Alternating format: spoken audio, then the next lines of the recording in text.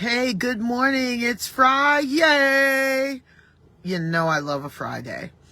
So today our topic is American history. And why am I bringing that up? Because today is February 28th, which means it's the last day of Black History Month. Now, please understand, I celebrate being Black 365, sometimes 366 days of the year, because in case you all may not have realized it, I'm Black all the time. But Black History Month is important to me because it's a time when we highlight the contributions that Black people have made to this country and the world. And it's funny because people will say things like, why do we have a Black History Month and we don't have a White History Month? Because as somebody that was born in the 60s, every day of my life was White History Month. Black history was not something that was celebrated. It was not something that was taught in school. The only person that made print when I was in school was Martin Luther King, and that wasn't until I was older. It is important for Black children, brown children, white children to realize that this country was built by more than just one race of people. It's important for our children to know that Black history is not a separate history. It is American history.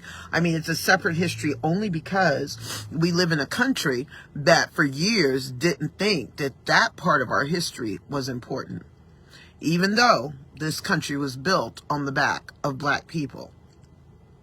And then people will try to brush it under the rug, but it is important for our children to know their whole history, not just part of it. And my history as an American includes white people, it includes Black people, it includes Hispanic people, it includes Asian people, all who are part of America's quilt.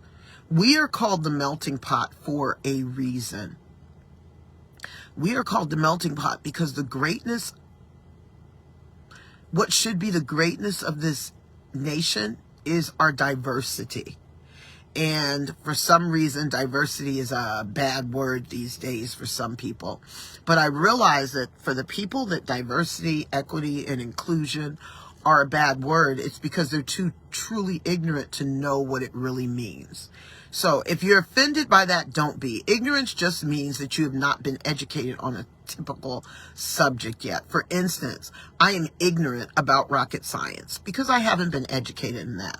So I'm going to give you guys the benefit of the doubt and think that you're ignorant about what DEI is because you've not been educated.